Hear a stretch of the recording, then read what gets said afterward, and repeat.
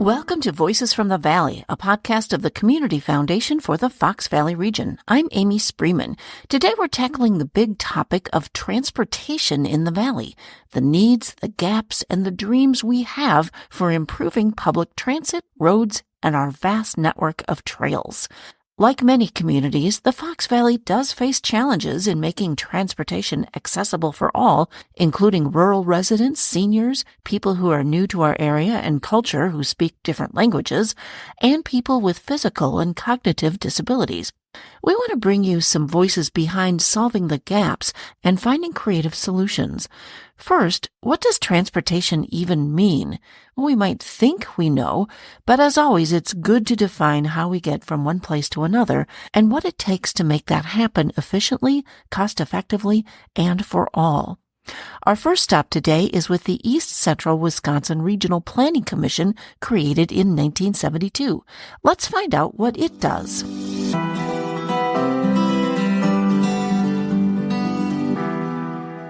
We're now joined by Kim Biederman. She is the Principal Transportation Planner and Regional Bicycle and Pedestrian Coordinator for the East Central Wisconsin Regional Planning Commission. That is a mouthful, but she is here with us. Kim, welcome to the podcast. Hi, thank you. Well, why don't we start by sharing what the East Central Wisconsin Regional Planning Commission is all about and whom you serve, because I'm guessing that many of our listeners aren't real familiar. Yeah, so we are based in Menasha, Wisconsin, but we are actually a region-wide planning agency with 7 member counties. Our core areas include economic development, regional comprehensive planning, water quality management planning, and transportation planning. We also have a non-metallic mining reclamation program, a geographic information system department. So they're the folks who do all the data visualization and a lot of the great graphics that we see in the work that we do. And then we also work with communities on local contracts as the need arises for those services. Our largest program, and as mentioned, the area I work in, is our transportation planning program. This program serves 3 large urban areas, which are also known as metropolitan planning organizations, our regional transportation program, and then a regional safe routes to school program. Much of the work that we do is regional in nature. So we provide the basic information and planning services that are necessary to solve problems that transcend those corporate and municipal boundaries that we often see. So we're able to work across all government jurisdictions. And the work that we do primarily is with the communities in those 7 member counties. Wow. And that's so much. Transportation is such a huge topic. I mean, most of us, we get in our cars or we take the bus and we don't even think about it. And it covers so much more than just vehicles and roadways, doesn't it? Yes, absolutely. So when we talk about transportation, we're talking about moving people, moving goods, and then the ability to access services. So throughout the U.S., when you look at some of our roadways, they tell a story of a point in time where the focus really was more on vehicles and the ability to move vehicles quickly. And then what we saw as a result was that infrastructure in many places lacked the accommodations for people who don't drive, who maybe don't have access to a vehicle, or for those who prefer to walk, bicycle, or wheel to their destinations. So what we saw over time is stark disparities in terms of access to opportunity and services, and this created inequitable outcomes for residents in our communities. So we're seeing a shift, and the shift has taken place over the past few decades. So we're now planning roadways for people versus just for vehicles and taking more of what is known as a complete streets approach to transportation planning.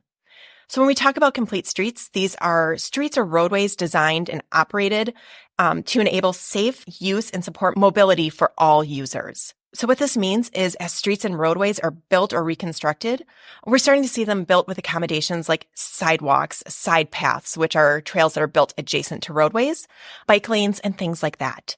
So this doesn't mean when we talk about complete streets that every roadway is going to have all accommodations. But what this means is that we are considering all users and then thinking about as a network, how people are able to move about that network safely, seamlessly, and conveniently, regardless of their mode of transportation. I'm really glad that we're taking this on in a much broader perspective. Can you help us understand the difference between your role and the role of municipalities and counties? Yeah, absolutely. So the work we do at East Central is really done at the regional level. And generally, we develop those plans that transcend municipal boundaries. So in the planning we do, especially in transportation planning, we do comprehensive, continuing, and cooperative planning. So that's known as the 3 Cs. And many of the plans we develop are done in coordination and consultation with our communities. However, our plans are largely advisory. So what this means is we are not the agency that's implementing what's in the plan.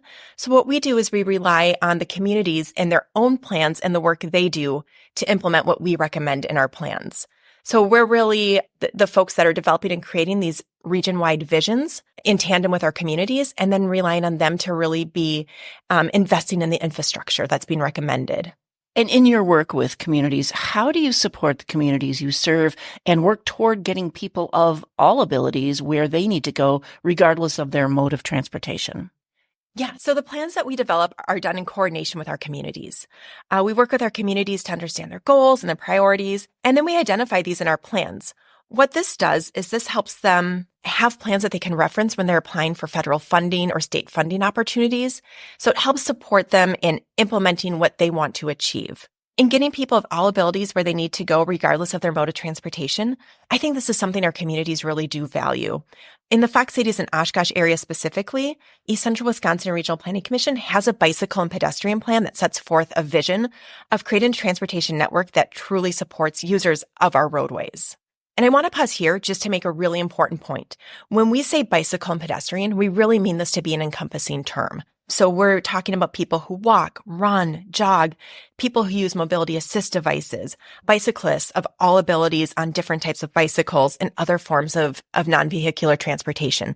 So also considering folks who are riding transit. So when we say bicycle and pedestrian, it's a really broad term that's really aimed at talking about folks who are not using motorized transportation. In addition to that bicycle and pedestrian plan that I just mentioned, we provide a lot of other support around active transportation planning.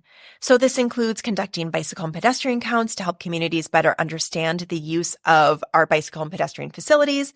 We have a trail wayfinding guidebook. So this is to create a cohesive plan for navigating bicyclists and pedestrians throughout the trail network. And then we also recently completed an economic impact study on the impacts of our bicycle and pedestrian network within the areas of Calumet, Outagamie, Winnebago, and Fond du Lac counties. In addition to those, we also recently adopted an equitable engagement toolkit and guidebook. This really assists our staff in being proactive in ensuring that our engagement techniques around the plans we're creating are reaching all members in our communities with a focus on historically underserved populations. This guidebook can also serve as a resource for our local communities, and this is something that we're starting to see our communities and partners utilize on their own planning projects. And then finally, we can also assist in bringing communities together to discuss how to expand the bicycle and pedestrian network. And sometimes these conversations can lead to really big things. So in 2020, we worked with the Community Foundation and Fox Cities Greenways to host a trail summit. From this trail summit with over 65 attendees, we got to talk about gaps and barriers. We got to talk about what our communities are planning and look at where those plans can complement each other and we can really enhance those connections. And then we also encourage people to really dream big. I was actually at that trail summit in 2020, and it was just so exciting to see all those people around the table from all different areas, just collaborating and, like you said, dreaming big. Yeah, it was a really great opportunity to bring partners together, something that we're really hoping to revisit. And I think what people don't see is these collaborations are happening all the time, whether it's East Central being part of those collaborations or communities working together to really address some of the transportation challenges that our residents may have. And we know there are some barriers or gaps with infrastructure today throughout the Fox Valley region. How can our communities work together more to support each other and build that infrastructure for our future? Yeah, so there are really a lot of great examples of this happening. Through the work we do at East Central, we are often bringing together our community partners to address transportation challenges and opportunities. A recent example of this is our Comprehensive Safety Action Plan, which is in the final stages of being developed. But we brought our communities together to identify priority projects that would improve roadway safety along what we're calling the high injury network. So these are areas where we are seeing crashes that result in serious injuries or fatalities or have the potential to result in those kinds of crashes. So once this plan is adopted, it will create that opportunity for our staff and municipal staff to look at improvements to our roadways. And we know that these improvements aren't going to happen all in one day. These are going to happen over time, and like many projects will be incremental. Can you give us some examples of some of those incremental changes that we've already seen here in the Fox Valley? Yeah, absolutely. So as we build out our transportation network to be inclusive of all users, we know it's not going to happen all in one day or all at one time. So what happens is that we see these changes happening as those opportunities arise. So if a roadway is being reconstructed, maybe there's an opportunity to put in a bike lane or expand a sidewalk. Or as we're building a trail, maybe we have some property that we can develop that trail on now, but we need more funding or more property to really continue that trail later on. But we have some really great concrete examples of this incremental change. So Loop the Little Lake, which is in Neenah, Menasha, and the village of Fox Crossing, is a really terrific example. So this route was expanded over time. This started with a vision in the 1990s to see a rail trestle that would be able to connect Menasha to what was at the time the town of Menasha. Now it's the village of Fox Crossing. It took about 10 years, but after that, they were actually able to make a pedestrian bridge that crosses over the lake that connects now Menasha and the village of Fox Crossing. And then between the development of that, all the way to 2018, we saw these little changes and little connections that kept being built and connected until finally that final stage was building those trestles that connected what is now a 5K loop. So the other one that I'd like to talk about, because the Community Foundation has been such a great partner in this, is our connection to High Cliff. So for those who aren't familiar, what we are working on is an active transportation connection to connect the Fox Cities to High Cliff State Park. High Cliff State Park is on that northeast side of Lake Winnebago. Currently, there are some areas where people can walk or bicycle, but we are lacking that full connection to be able to use any form of transportation to get to High Cliff State Park. We do have a plan in place. So that was the first step, is to bring our communities together and say, what is that vision? And then to create a master plan. And now we're working with our communities, and our communities are working together to develop and implement that master plan. What we know is this isn't going to be one connection built at one time. So our communities are going to be seeking opportunities to continue to build out those connections, to identify those opportunities. And we know that this is going to be a multi-phased, multi-stage, multi-year approach.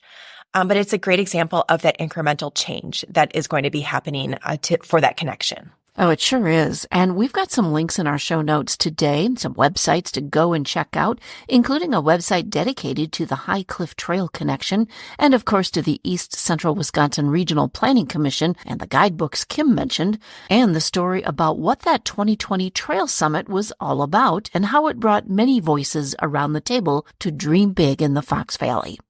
Well, what about people in our community who need different transportation modes to accommodate a wide variety of abilities? Well, up next, the story of two local nonprofits who saw some big gaps in service and came together to do something about it. We'll be back in a moment.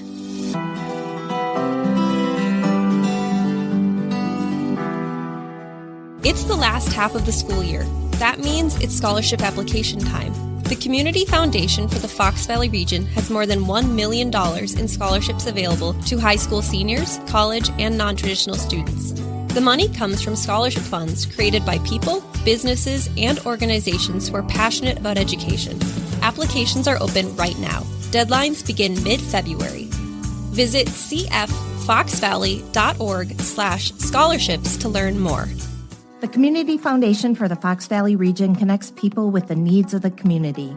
Our strong relationships with nonprofit organizations and our deep understanding of our community mean you can count on us to be a source for helping you make an impact that aligns with your interests. We welcome the chance to partner with you and talk with you about setting up a fund to create a legacy. Learn more at cffoxvalley.org, because together we flourish.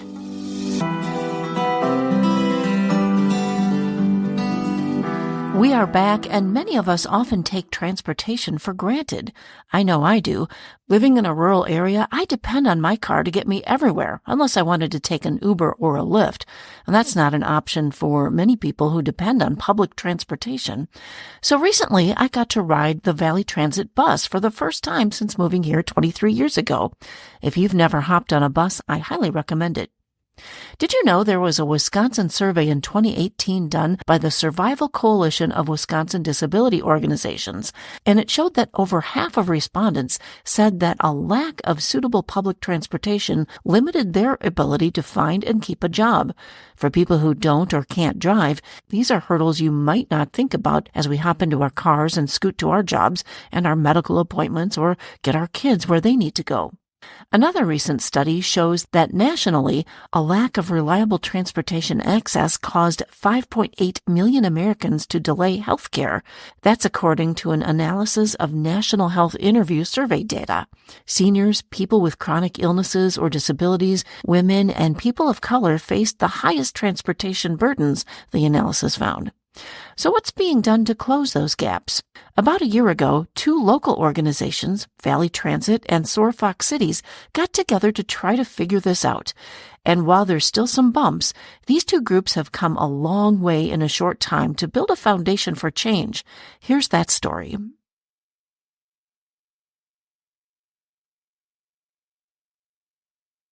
Well, thank you both for joining us on the podcast. And I want to make sure our listeners can differentiate between your voices. So, Sarah, let's start with you. Please introduce yourself and share what you do at Valley Transit. Hi, yes, welcome. It's great to be here. And at Valley Transit, I serve as mobility manager. So my job is to help overcome barriers to transportation or eliminate any barriers that exist so people can get where they need to go. Excellent. And Erin, same with you. Explain what you do at SOAR Fox Cities. Sure. So I am Erin Schultz-Wege. I'm the executive director at SOAR Fox Cities, and we serve youth and adults living with disabilities, or as we say, varying abilities.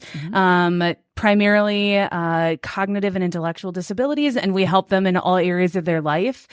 Truly, our end goal and our mission is to help them live their best and most independent lives. All right. Well, thank you both. You know, transportation is such a complex topic, especially when we talk about meeting needs in our communities. So I really appreciate both of you giving us the lay of the land from your perspectives and sharing some of the challenges many of our listeners might not even be aware of. Erin, let's start with you. How important is public transit in the work that SOAR does? Absolutely. Public transportation is woven through many of the things that we do. And it's really from the element of that our participants or the people that we're serving that are living with disabilities depend on public transportation in many instances to get where they need to go and to get to our services. So, you know, that underlying foundation provides for their mental health, their wellness, their well-being, their community connectedness, so on and so forth. And it gets them out of their homes. So, you know, plus we have woven it into programs that we do that I think we'll talk about more later. In helping people learn how to navigate the system better, helping them be more connected in their communities, and help them independently get out of their homes and use public transportation. And just to clarify, you talk about clients or people living with the differing abilities. What do we mean by that? So when we say differing abilities, we are talking about people that are primarily living with developmental or intellectual disabilities. Our services are non-diagnosis specific, Okay. so we just use that umbrella term. Okay. And Sarah, in your role as mobility manager, your team is tasked with finding ways to meet the needs of people living with different abilities. What are some of the things Valley Transit is doing to serve people who may have different challenges navigating the bus system? It's a great question, but it's also a very difficult question to answer. I can imagine. We have such a we are here to serve, and we want to be accessible to everyone in the community. And of course, there's been some great strides made in the ways in which we can make accommodations. Specifically, someone who may look at public transportation, specifically a fixed route bus, and think that because they're in a wheelchair, they wouldn't be able to ride. Right. But fortunately, technology has advanced itself where our buses have ramps, they kneel to curb height, they have low floors so that anybody with the need to, or the inability to take steps, or the need to roll a wheelchair or a mobility device onto the bus, it's eliminated those obstacles. And then our quantum securement system is automated, which would allow someone to be able to stay and remain in their wheelchair, and it automatically secures them without the assistance of a bus driver. You know, it had been years since I rode the bus, and then last spring I got a chance to ride with you on a Valley Transit bus and see these technological advances. It was pretty neat. It is. And but when you think of differing abilities, most often people may just automatically think about physical, but there are so many. I mean, even our audible voice calling to accommodate those with sight barriers, or anxiety can be a big one. And honestly, in my world, or in my experience as a mobility manager, the two most common barriers that I encounter are fear and financial. Fear comes in so many ways. It manifests itself in so many ways. People can be afraid of how to use the fare box, fear of looking stupid, fear of not knowing where to get off the bus, or fear of getting lost, or the fear of missing the bus. So those barriers are true.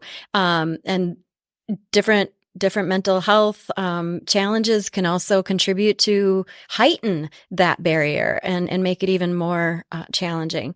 The way we've overcome at Valley Transit the barrier of fear is by offering complimentary travel training.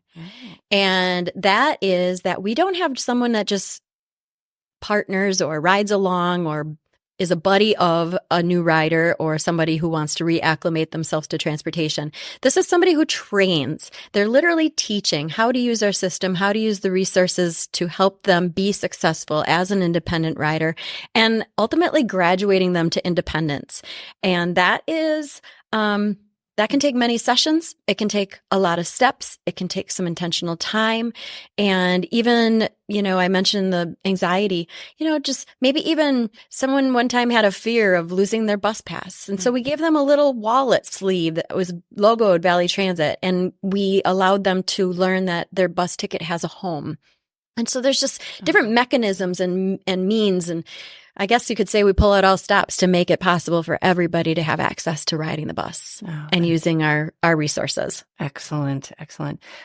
Question for both of you. And Erin, you know this too. Not everyone is able to use Valley Transit for all their needs. And there've been some frustrations for your clients. And what are some alternatives for them? And Sarah, I'd like your opinion on this as well. Certainly. So one thing I want to note is we have worked very closely together for, I think, about the last year, 18 months roughly. We have really been growing intentionally a partnership to serve. Yeah. And been very intentional about how we can work together to better serve the Valley in general. But clearly from our perspective, people living with developmental or intellectual disabilities. So one thing that I will say, like some alternatives that exist are like Fox Valley Cab. In some instances, there might be another like Make the Ride Happen or other cabbing organizations. I know there have been a few like little one-man show kind of things pop up, specifically for people living with developmental disabilities or the aging population. We rarely hear challenges with the fixed route bus system. For many of our clients, some of the concerns that they bring forth for us really are related more to the paratransit system, and that's where they're experiencing the challenges. So I think it's fair to Valley Transit to make sure that we're talking about these are two separate things, both public transportation, but two separate types of public transportation. And Sarah, correct me if there's a better way to say that. But I think it's important to know that that's where more of the challenges that we hear are coming from is from that paratransit system. Gotcha. Okay. And I think, Erin, you said that perfectly. I couldn't say it better other than just for our audience sake, describing what our paratransit service is and what it looks like. And so it is where we are required by law to provide basically transportation for anybody who lives within 3/4 of a mile of a fixed route bus route. And this qualification to be eligible for this service is basically they have to be applied and they have to certify. And to certify as someone eligible to use what is VT2, and for the community that would see little white vans driving around, they would recognize the VT2 logo, and that is our paratransit service. To certify for that service, you have to have a disability that prohibits you from being able to ride the fixed route bus. And in some cases, and I used the wheelchair example earlier, there's a perception that if a medical disability has been deemed, that automatically qualifies them as a disability that would prohibit them from riding the fixed route bus. Well, I just gave you a perfect example about why a wheelchair would not prohibit you from riding the fixed route bus. And so that service isn't available to everybody, but it is available to everyone who has a certified disability. And let's be clear, there are people who just cannot. ride the bus. Whether it is a physical ability, it could be geography, it could be streets. We're looking out the window today at a rain and thunderstorm. That could really be a big barrier. Seasons. We live in Wisconsin, so oh mercy, we have plenty of barriers with the cold weather. And you think about a frail individual who would be subject to those extreme temperatures. It's just unrealistic. Yeah. So this service also provides for conditional use when the fixed route bus isn't an option, but primarily, and I would say the clients of SOAR are primarily eligible for and benefit from our paratransit VT2 service. Oh. Well, and I want to go back to what you both had said about, and especially Erin, you had talked about, this relationship building that you've done with each other is really kind of new. It's a year old, and that is so fantastic to hear. What have you learned from each other? Can you give some examples? Absolutely. I think, for us, one of the biggest takeaways are, knowing and having a better understanding of like the nuances to using both systems, the fixed route system and the paratransit system. Things that, maybe they're buried deep in manuals that we're not going to read unless, we can't sleep at midnight or something to that respect. And we're reading them to put ourselves to sleep. But there are nuances to using the system that might be buried there, but there are also nuances to the system that are like institutional knowledge. So they're not necessarily written, and they can't be because there's so much of it written in a brochure or written in a manual. Those nuances, that's information that we've learned and that we can pass along to our participants to make their user experience far better. And there are also things that we can take into consideration for programming. Knowing the drop-off window for Valley Transit and how we adjust programming around that, if in fact we can adjust programming around that. And, in some instances, it's been, well, who is the right person to call if there's an issue and things like that. I think for us, it's been a great learning experience in that respect. It's also, if I can say, like Sarah and Valley Transit in whole have been really great about receiving the issues that have been brought to them through us. I know in a lot of respects, our parents, our families, our individuals, they know us. Many of them have been with us for many, many years. So they come to us with those things because they feel safe about it.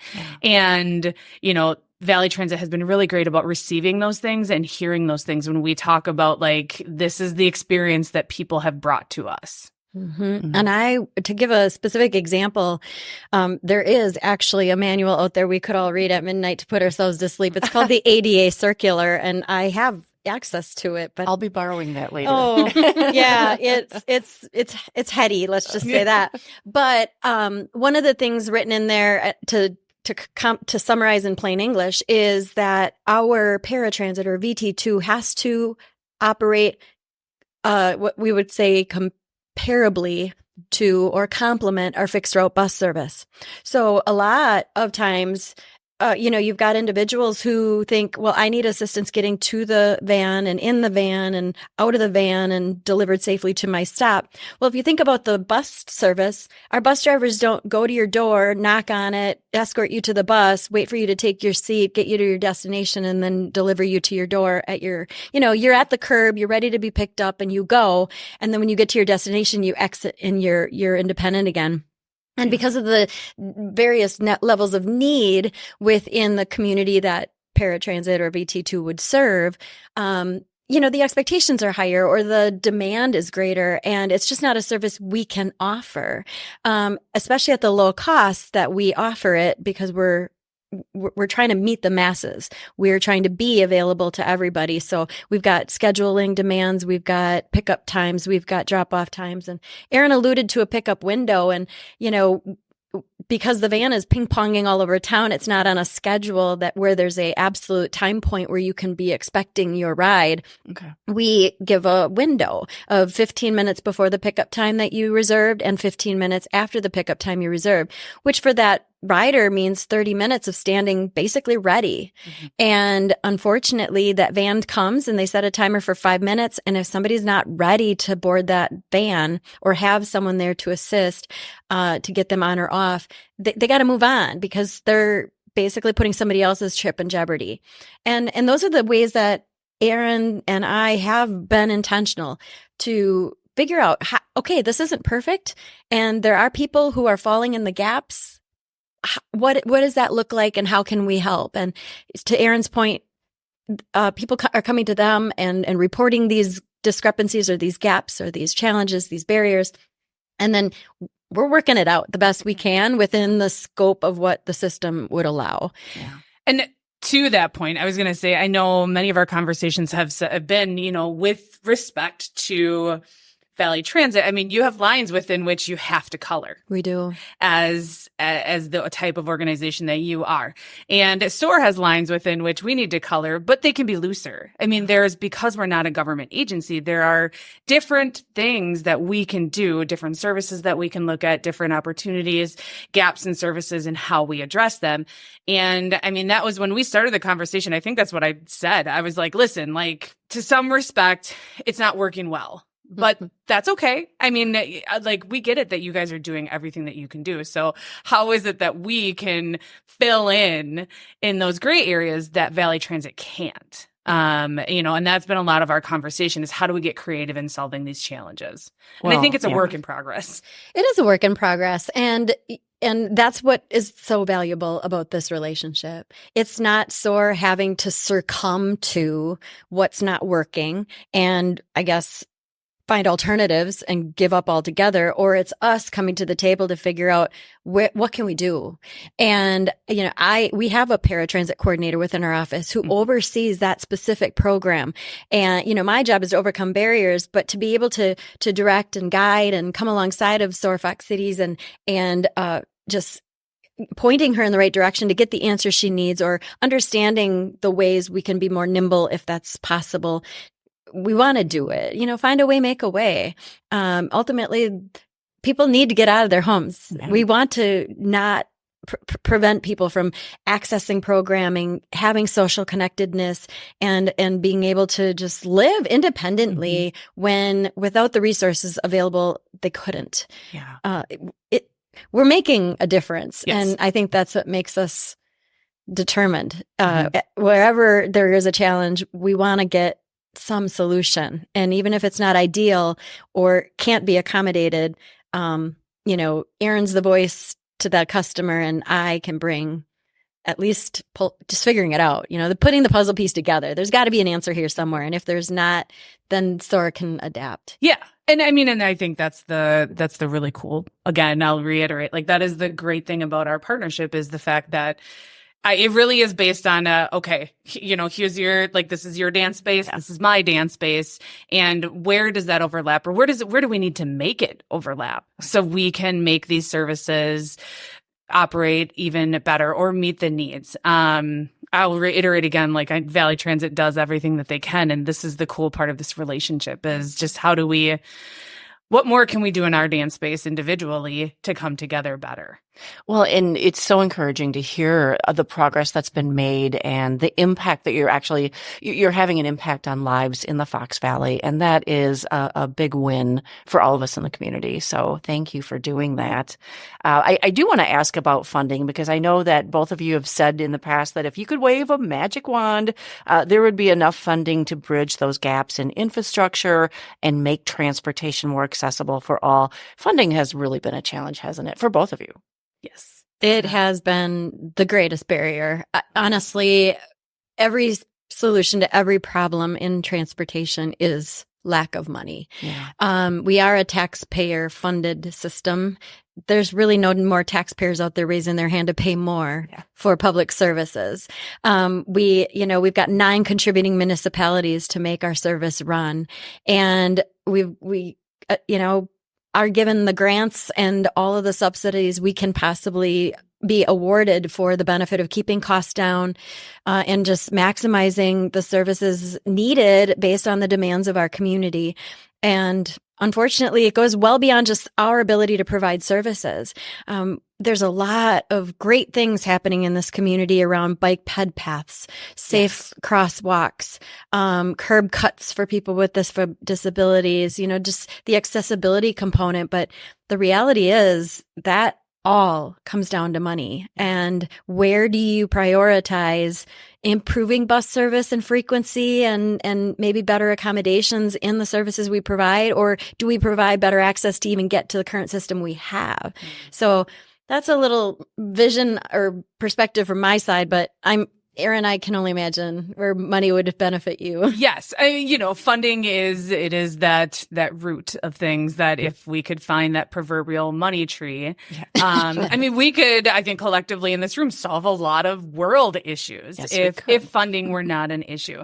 But the reality is that funding in some way, shape or form is always going to be a challenge. And for us, from our perspective, yeah, it would be amazing to know where, if we had unlimited resources, how we could subsidize this partnership or subsidize what it is that we do.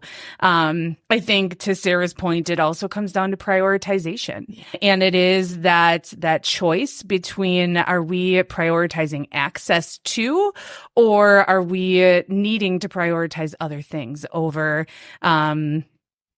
that access. And sometimes it is not an easy answer. Mm-hmm. Yeah. Money or not, I know that both of you have dreams and plans for the future here in the Fox Valley with transportation, meeting needs. Anything you'd like to share about something that might be in the works? I think looking towards the future, for us, it's continuing to strengthen this partnership in the immediate moment and continuing to have the really candid conversations that we have been able to have and been able to build. And, it's the mutually respect of VT's voice and SOAR and our participants' voice and bringing those together at the table and continuing to figure out how we solve the problem, or how it's not even a problem. It's how we continue to make the service better, and how we continue to support each other in serving the communities. I know that is our immediate focus, is continuing those candid conversations. Because before this, and even before my tenure with SOAR, I don't know how candid those conversations always were. So I think that is actually built up to some of maybe the complaints and things that we hear as well, and the concerns and issues. And you know what? I love the fact that we can have these conversations and talk about the experience and talk about, how we can use that to be better. Yeah. I feel very fortunate that Valley Transit had a vision to put my role in place 4 years ago, specifically to be the human side of an inhuman system. We are fortunate, and I'm a part of a network of mobility managers across the state of Wisconsin, and we are looked at as the envy of the state because of the resources we offer and the system we have and the way we are able to serve our community. But at the same time, to be able to work with community organizations across the community, and just education is my favorite part of the role, is helping people to better understand the limitations. To your question specifically, Amy, what's coming? I guess it plays right into the education I'm trying to bring to the community, which is ride the bus. Experience the value we offer, view the riders, who is using public transportation, and what are the barriers that they're encountering. When I first started in my role, I felt we had to go everywhere. Like, we need to have bus service to Greenville and to the airport and out to the, better service in Calumet County. And I just thought more was better. Mm-hmm. I've since become a greater advocate for frequency, taking what we have and doing what we have better, having our routes every 15 minutes to a half hour as opposed to every hour. That's a barrier in and of itself, that somebody is trying to get multiple stops and chores and errands and activities in a day. And the system just isn't conducive for that, which also makes finding alternatives a big reason why my role exists. So I just encourage people who maybe think that public transportation is for other people to take a ride and see it for yourself, and then help us be better. I can honestly say one of my most and urgent dreams for what would make the greatest difference is we have a driver shortage. Part of the reason we aren't operating as efficiently as we'd like to, both in our fixed route service as well as all of our ancillary services, is that we need to hire. We need more people today. And that would be one of the biggest ways I think we could do better sooner. And money being a restriction, we've actually put out a bonus, a hiring bonus for our drivers so we can attract people who are basically road ready. They've got their CDL license with their P status ratings and they can get in that bus seat in short time. We're willing to train somebody who has no experience, but at the same token, just the urgency is creating us to really put our priority into getting more people to serve our community, and it takes a special person to do it. It really does. And, to your points, both of you, I will, in addition to our links to your services in our program notes, we'll make sure that we put the link to the area where people can maybe go and apply to be a driver. So we'll help you out there. As we close, is there anything else that you would like to share that maybe I haven't asked you about and you really want our listeners to know? One thing that I would share, and this couples with what Sarah talked about, is just using the resource of travel training. Yeah. It is something that we have worked more into the conversations that we have with families. If people bring forth a gap in service or a need with regard to transportation and maybe that fear or unknowing of how to use public transportation. I'm pretty sure I sent an email earlier this week that I said, well, have they looked into travel training for the bus system in learning how to access it better and making sure that, people are using that resource because it is truly an amazing resource. As an organization, we use it. Pretty regularly now. We have staff that are leading participants through travel training alongside Sarah and her colleague. But to the community too, use the resource. It's an amazing one. And to that point, if you are a person living with a disability and maybe you need someone else trusted with you to use the resource, that is something SOAR can possibly do. Part of our role is as an advocate, and if that is easing a concern or helping to reduce that fear, we can serve as that bridge. And we are happy to do so if it means that you're living a more independent and empowered life. Excellent. I would say, thank you for the compliment and the shout out on travel training because that's awesome. And our travel trainer is bilingual and that also serves a barrier that we encounter often. But I want to commend Erin and SOAR for taking the time to sit down and understand what our limitations are. And the way the partnership began was Erin rode the bus with us and she asked great questions and identified with the people who potentially could benefit from using our fixed route system in lieu of having the inconveniences that come along with VT2 that they encounter. And just, being a great representation of the organization and their constituents because they do need advocates. And there is a lot of misunderstandings and confusion and compliance issues and things that we just have brought the human side to making our community a better place. And I'm just grateful for that. And I'm grateful for you, Amy, for giving us a chance to share that we're making it happen. One day at a time, one rider at a time, and one barrier at a time.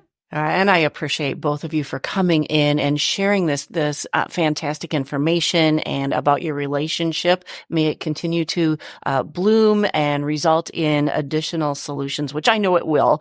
But thank you both for coming. Absolutely. Thank you. Thank you. Glad to be here.